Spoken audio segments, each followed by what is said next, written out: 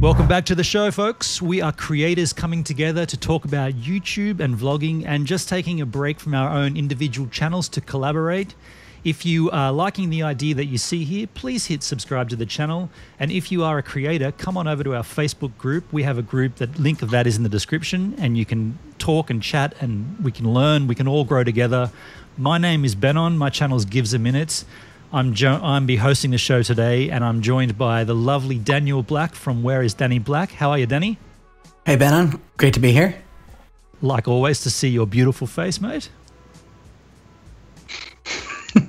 That's all I wanted to say there. Well, we always want to bring more creators to this channel to have discussions, and I'm pretty psyched today to have a guy that I know, and it's kind of strange. Me and this guy have shared the same gig. He's a photographer. We've shared the same gig. We've worked in the same space. We've done the same thing, but we've never actually met each other. He has a YouTube channel. I have a YouTube channel. It's like these two kind of worlds are sort of similar, but we've never actually passed in the night, if you like. His name is Chris Eyre-Walker. Chris, reveal yourself.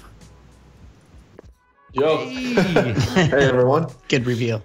Good to meet you. Finally, man. Good to meet you. Isn't that a strange thing that we've never actually physically been in the same room together, but we've done that same gig.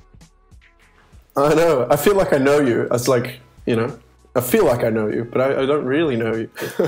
So yeah, I've been following along on your YouTube as well. So likewise, cool. when I found out you had a channel, I was like, oh, I'm going to check this out for certain. And it's like, yeah, I feel like we have had that meeting. We almost did get a meeting about a year ago when you were in Australia. Chris is in Belgium right now. That's correct? Yeah, that's right. Yeah. Oh, wow.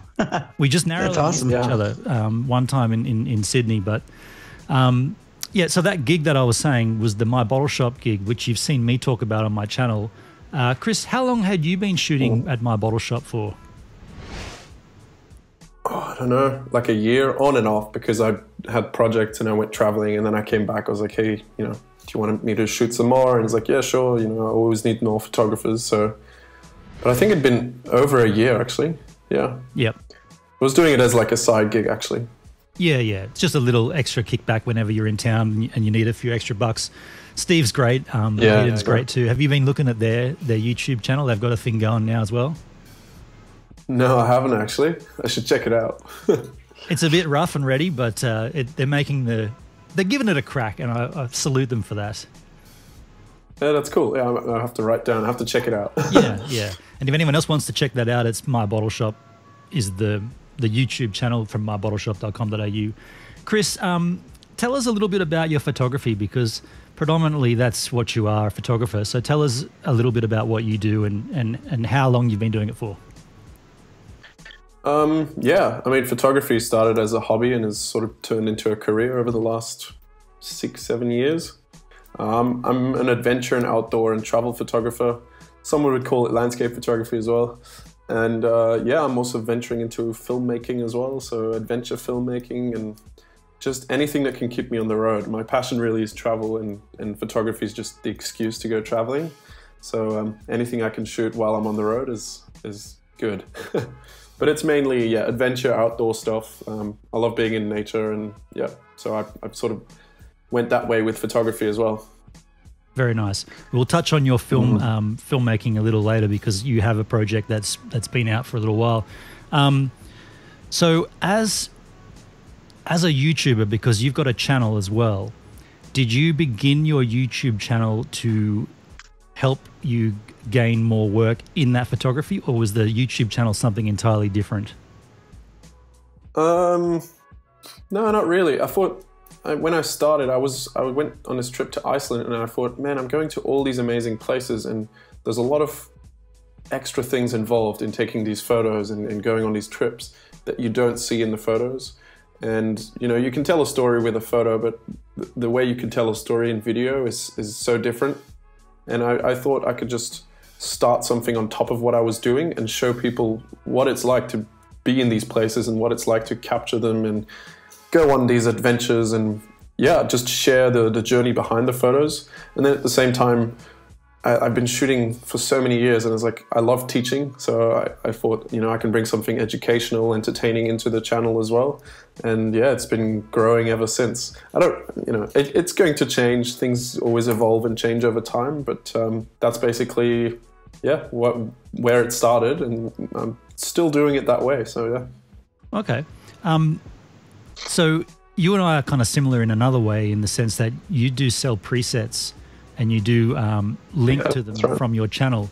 Now, for me, that's been a good extra source of income, constant source of revenue.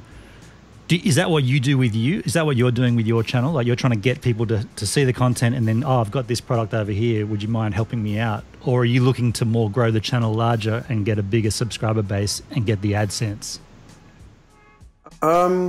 Honestly, I don't really do it for the business of things. I mean, obviously it's great. The presets do sell, and I know they're not the cheapest presets online, but I find I put a lot of time into them. So there's a whole pack of presets. And what I do is I tell people, look, I know they're not the cheapest presets you can buy, but if you buy them, you're supporting my channel and the production of these videos, because each of those videos takes me about, I don't know, between 4 and 8 hours to edit and put together. So plus the filming and actually going on these trips. So it's actually a lot of time that I'm putting up there for 10 minutes of free content for people. So I like to believe that when people buy a preset, that they're sort of thinking about supporting me as well. Yeah. But it's not really a source of income or source of revenue. It's just a way for people to say thanks, and in a way that they can have something out of it as well. Yep. So I just do it because I love the challenge. I'm always looking for a new challenge, and I love doing that extra layer of documenting or creating a visual story. And now I'm really trying to make it as cinematic as possible without losing the story value of it, or the educational value, or the entertainment value. So it's always trying to find a balance. But the quality is where I'm trying to increase. I want to really build the quality of the channel and make the videos unique and not something you can just go out and copy. It really has to create its own style, and that's what I'm aiming to do with it. That's a tough gig to achieve, given there are a lot of photography channels, a lot of adventure/landscape photography, but you've got I feel like you've got a slight difference in how you do it, how you present yourself. Is that the way you've always been as the photographer, or is that something that kind of like has grown with the channel? Like I said, I think things just constantly change and evolve. Yeah. But yeah, I mean, that's the way I take photos. And I mean, what I really try to be on the channel is who I really am. So there's no fakeness around it or anything. That's just who I am. So I try not to put up any fake attitude or anything like that. Obviously, you put a little more energy into it when you're talking to the camera. You don't want people to lose attention.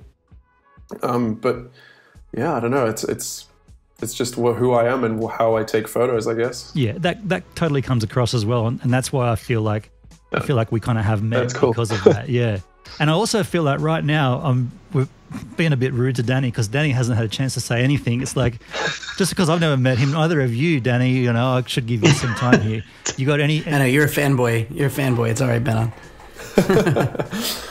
I was just looking at your YouTube channel, and I mean, you've done really well for yourself. Especially, looks like you kind of started really uploading just a year ago.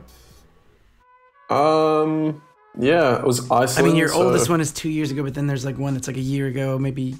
I mean, it could be a year and a half ago. I don't know, but that's. I mean, to get 26,000 subs, that's really, or 24,000 subs, that's awesome. I'm curious as to what you think.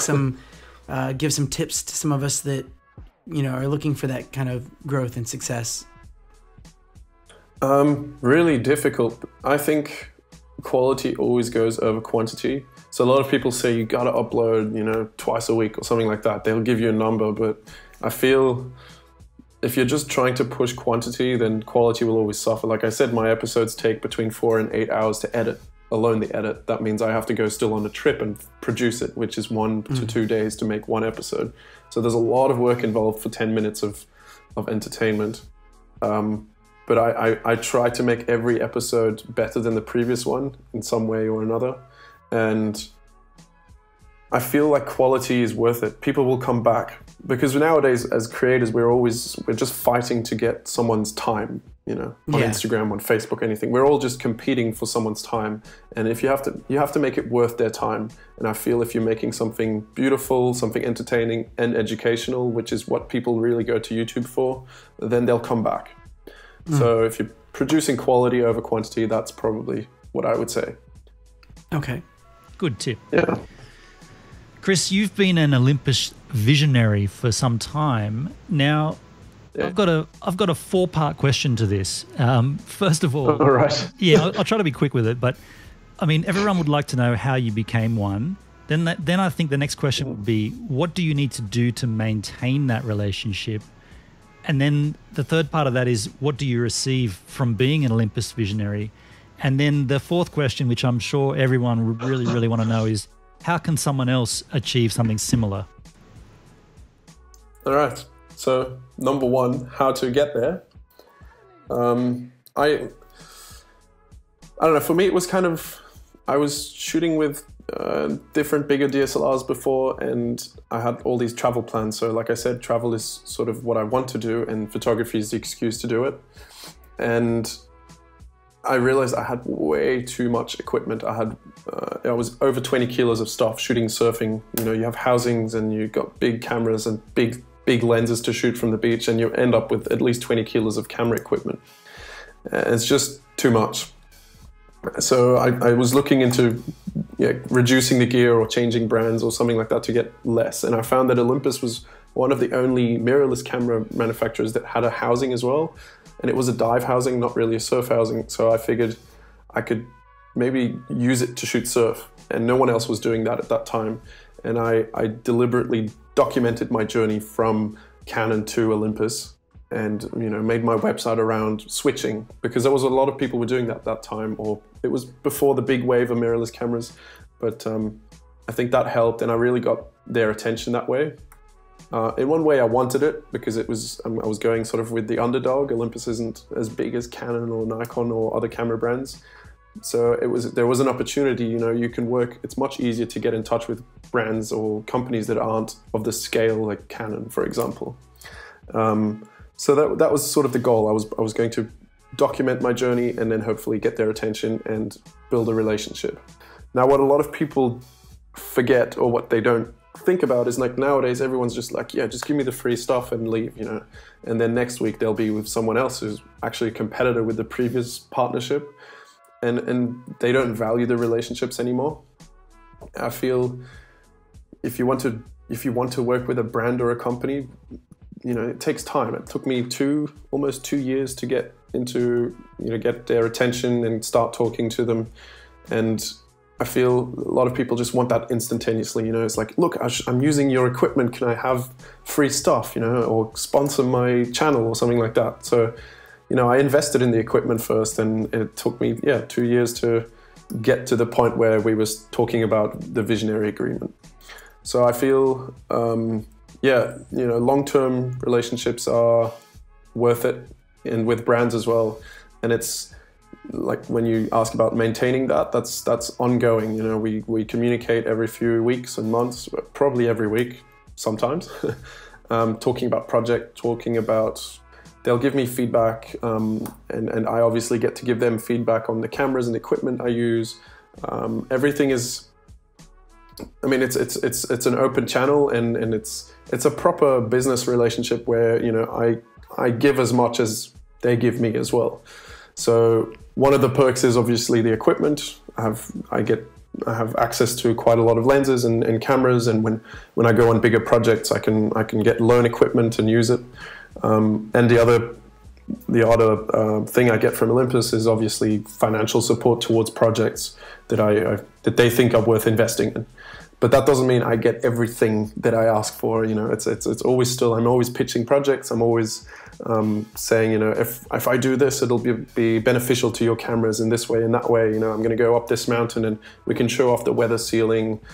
For me, it's an excuse to go up the mountain. For them, it's a great way to show that, they know that, okay, Chris is going to go up the mountain. It's probably going to be good content based on what he's done before and good photos. So the trust you have to build with these brands is really important as well. And I still end up pitching every day. So it's like everyone still has to pitch. So how to get there? The fourth question. I mean, it's different for everyone. There's no recipe, or I get this question a lot. People are like, how can I be a visionary? And the goal shouldn't be to be a visionary or an ambassador for a brand. The goal should be that equipment that they produce, whatever it is perfect for what you do. And then the relationship is sort of the logical result out of that. But you should never seek the relationship to get the equipment. Because I feel that's 90% of the requests, or the 90% of the time I get that question. People are like, well, I'd love to get free camera gear, but that's the wrong way to do it. It's like, invest in the camera gear, show that it's the perfect gear for your photography or videography or whatever you do, and then the relationship with the brand is sort of a natural thing that can come out of that. And don't expect it to happen in 1 week. It's something that takes a long time. So you're saying you have to put in the time. It's a natural progression where you would be using that equipment anyway, and there's a mutual benefit between both parties if you did come to some kind of agreement, exactly. Whatever that is. Yeah, that makes sense. Yeah, that makes sense.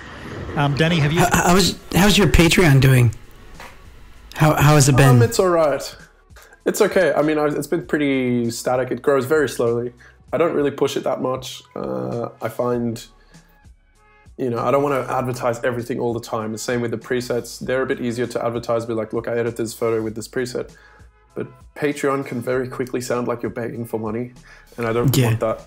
I want people that really enjoy my content to go, hey, look, how can I support you? I'm not really a photographer. I can't really use the presets, but I think it's great what you're doing. And I want to put up, $1 or $5, whatever. And I was like, well, Patreon, that's a great platform for that. The problem with being constantly on the road, means that I can't always produce unique content for Patreon. Yeah. It's just a lot of work. I'd love to do more, and hopefully as I grow and expand, I can live up to that. But at the moment, it's very difficult to create a lot of extra content for a rather small audience. So it just kind of sits on the side for now. It's just kind of sitting there. Yeah. But it's a great platform. I think it's a great thing. Yeah. On that note of traveling and creating, what's one of the biggest issues you face with YouTube as a platform? It's probably a two-pronged question, because you're traveling so much. Obviously internet access is probably a huge one. But what about YouTube specifically? Have you got a gripe with? If you have any, if you don't, that's cool as well. But what do you think they're doing wrong in your eyes that they could be bettering? Well, I don't really know. YouTube's just a platform for my content, and I know there's this big sense of community and people trying to bring together creators, things like that. But I don't feel like I'm necessarily, or that I want to be a part of that. I just do my thing and upload it, and it's a great way to engage with the audience and keep them coming back for my content. But it's not like I don't know. The collaborations I would seek out are other photographers that I look up to, and regardless if they're on YouTube or not. Right. I did one with a woodland photographer, and it's just let's stay in the realm of photography, or in the industry that I'm actually in, which is photography and videography.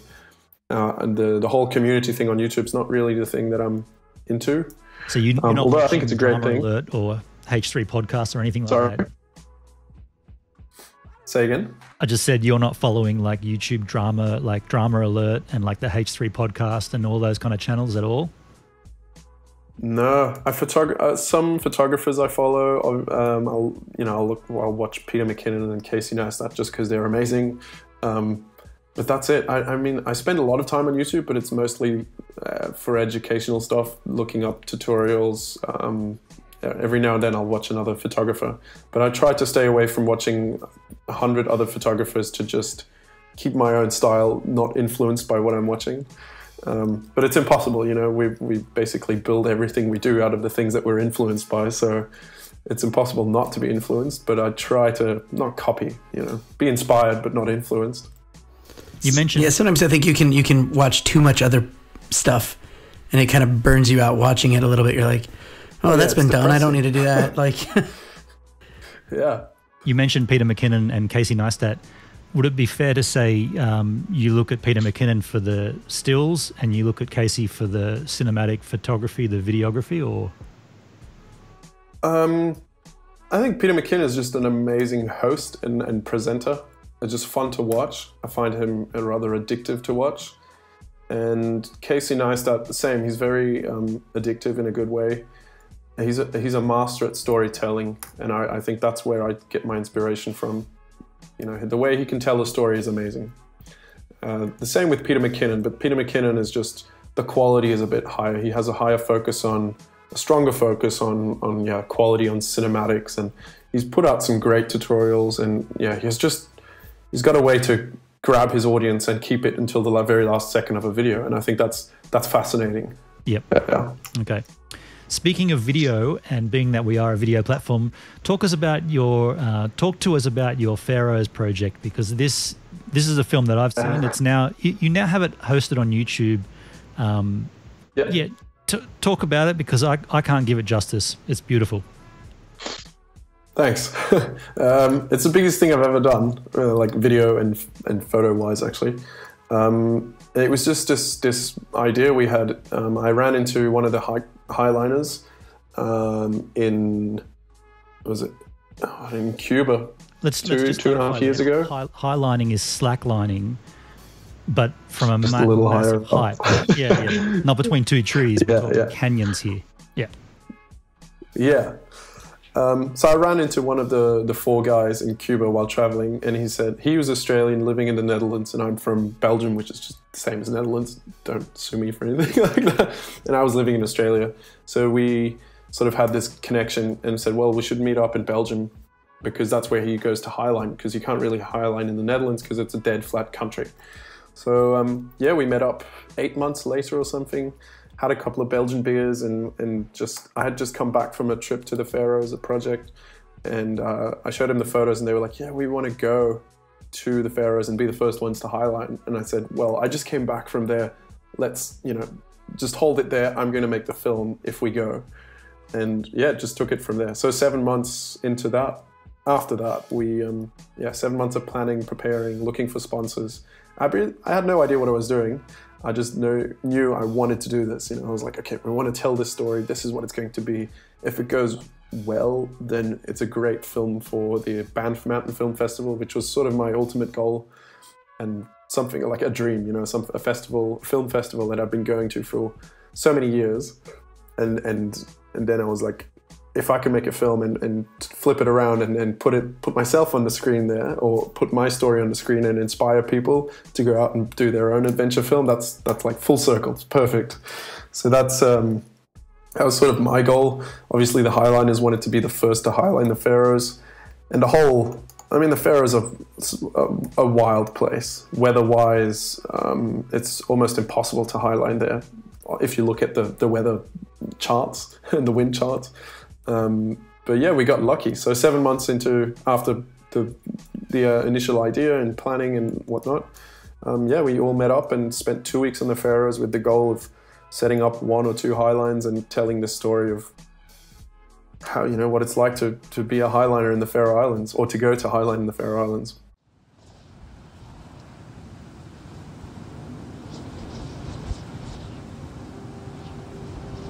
So if you do the maths, it should all work out. But of course, if you look down and you feel the fear, then it's not such a logical decision anymore.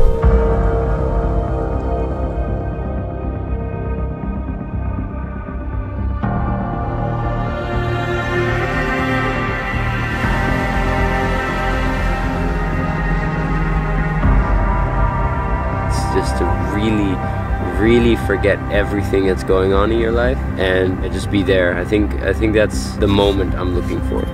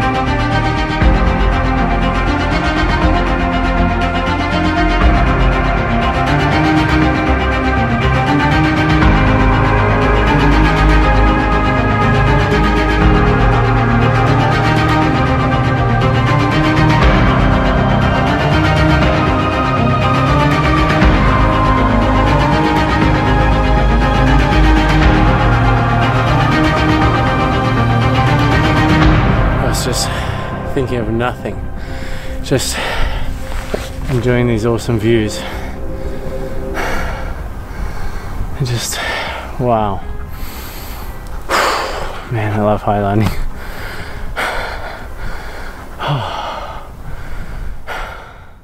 And we got really lucky. The weather was great, and we we had a bit of everything. We had a meter of snow on one day, and then it was warm on the next, and we were sitting in t-shirts in the grass, and windy and no wind, and we had it all.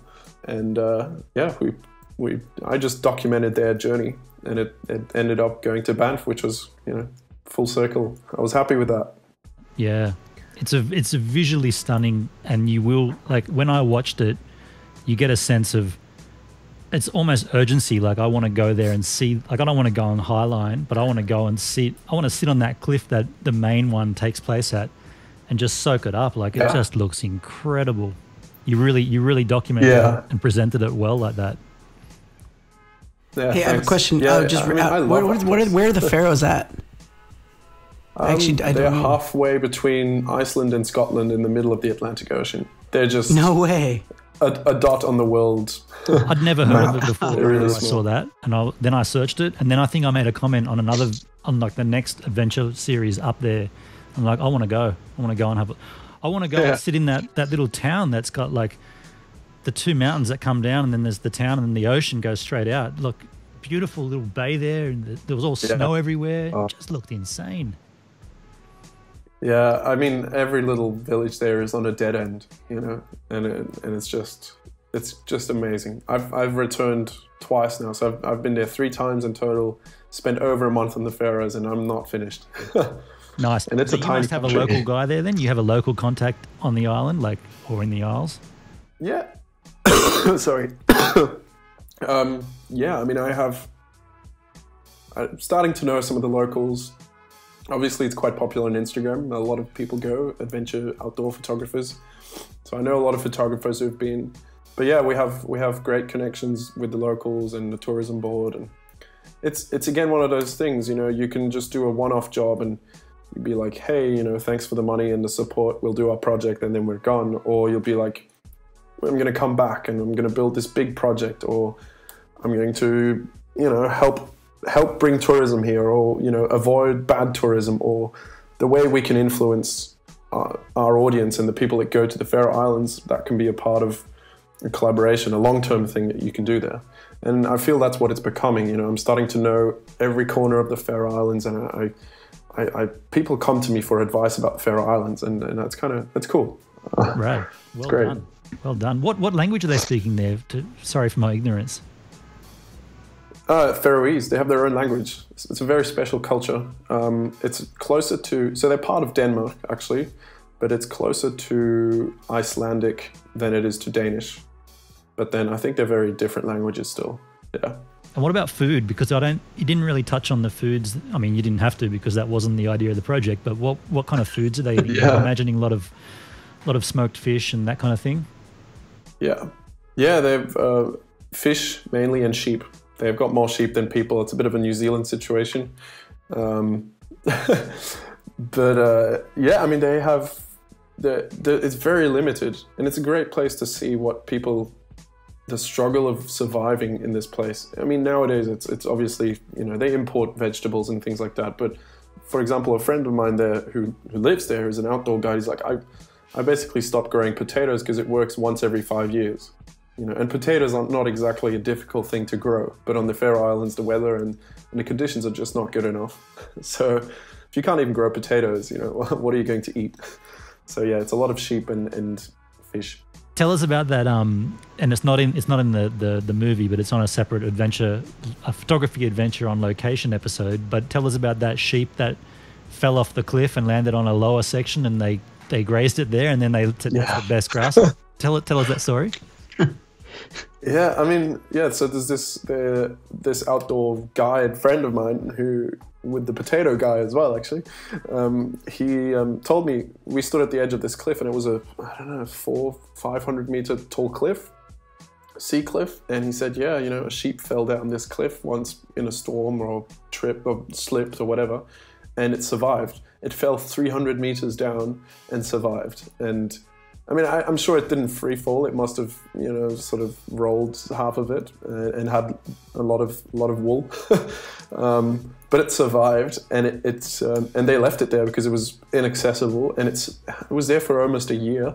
Because there's lots of grass, sheep don't need that much, and it was this unique place where a lot of seabirds are as well. So a lot of the seabirds are not fermenting. It's good for the grass. All their poo is all over the grass, so the grass is nice and green on the cliffs. So the sheep love it. That's why they go so close to the edge.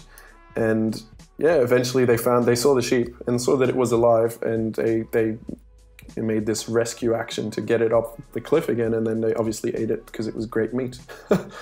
And, it's these kind of stories that you get on the Faroe Islands. It's like nowhere else. There's so many sheep to choose to eat, but they rescued that one that was on that cliff face because of being there by itself. Yeah. Awesome. Standing there with binoculars going like, well, that one looks delicious. Yeah. We'll pick him, the hardest one to get. It's like... Yeah. Awesome. Yeah, I do want to go and have a look sometime. But I'm not going to go there as a photographer, but I'd go there just to see and just soak up the beauty of the place. It does look incredible. Is there a time of the year when it isn't windy, or is it always windy? Full year, all year round. Yeah. I think it's one of the places with the strongest winds in the world. I think they measured 290 kilometers per hour winds in one of the spots one day. Could be a record, not sure. That's insane. What's that in miles, Danny, for our American audience? I have no idea. 60 or something, yeah.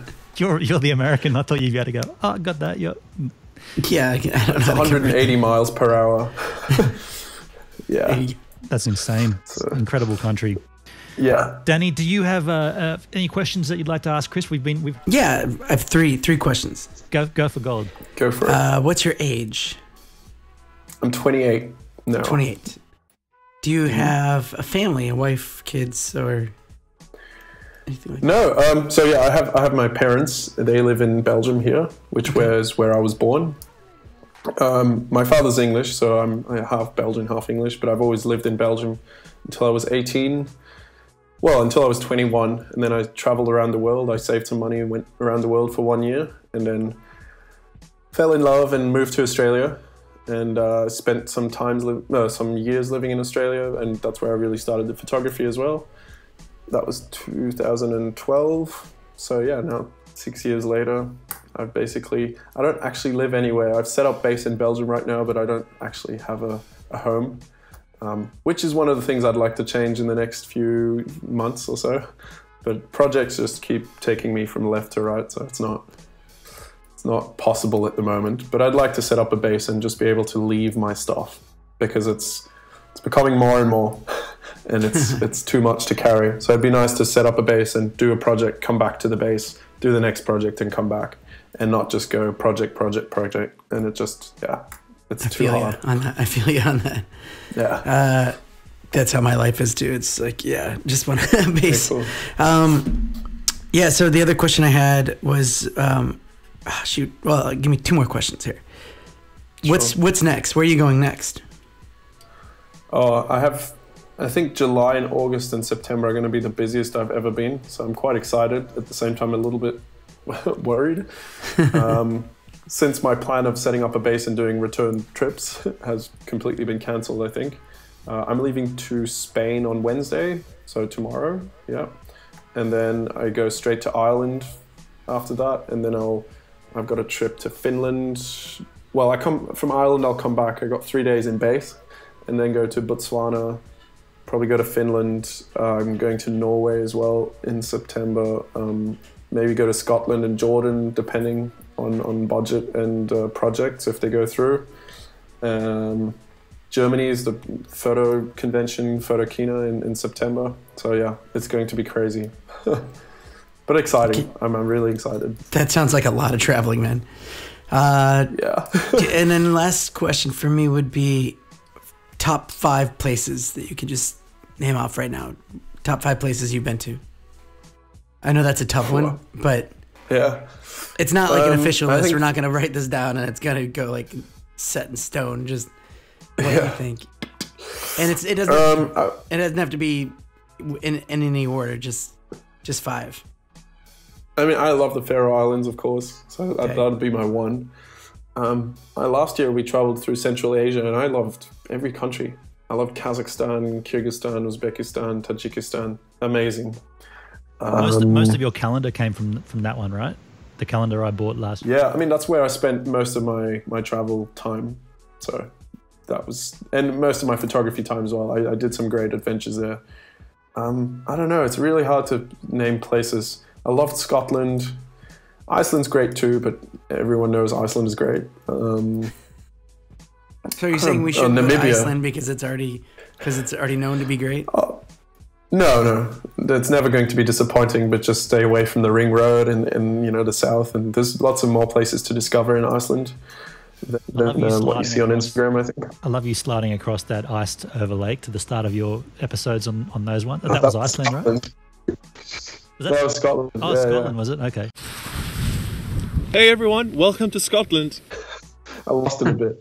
Yeah, I also thought, was it those ones or the other ones when I wanted to know how you slept in that car for like -2 degrees, you slept in a car overnight. I was like, that's the vlog. But then again, you're not vlogging, so yeah, I understand why you didn't put that stuff in. Let me have a visitor. I really wanted to make a whole segment on... Okay. It's a ghost. My mother has dinner ready. Thanks, Mum. That's so sweet. I'm going to leave that in too. Very nice. What was I saying? You really distracted me there. Come on, sorry. Oh yeah, Scotland. I actually wanted to make a whole segment on sleeping in a smart because it was kind of stupid, but I just never got around to it. I was way too busy shooting the landscape. So I really didn't get around to shooting my whole car segment. Yeah, but I also think that maybe that's probably not suited to your channel in that regard because, like, maybe. Yeah, I don't know. I mean, you said there's going to be some changes coming up on your channel. Maybe that's more one of them. I'm not sure, but yeah. I don't know. I mean, I had this whole funny thing in my head. I was like, this is going to be hilarious, trying to sleep in a smart. It would just make a funny video, a funny part in an episode. But I just never got around to making it. So maybe next time. What's a smart? What's what? What? Smart? Oh, like a smart, the small car. If you look up a smart. Oh, smart car. Yeah. Okay, yeah, gotcha. I had the 4-door version, so it's actually quite big for a smart, but it was still quite small. Yeah. But, okay. I mean, it would have been freezing to do. It wouldn't have been a fun experiment, but it would have been cool content. Yeah, I know. But then again, I was like too busy shooting amazing landscapes, and I was like, that's fine. It's not as important as shooting a sequence in a smart. I like how you often put a subject in your landscape stuff, and it's obviously it's your partner, but you never really talk about her or include her, but you have her in like a raincoat or something bright, contrasty to the landscape. Yeah. Not a lot of people would do that. People would say, oh, there's a beautiful waterfall with a nice little rocky ledge, but you would get your walkie-talkie out and say, all right, go for a walk for a kilometre. I'll tell you when you're in the right spot. Yeah. I think that's amazing. Yeah. I do less of that nowadays. A lot of it is because I travel more alone, but I like putting the human element into a shot. It gives a place scale and it makes a place a lot more attainable.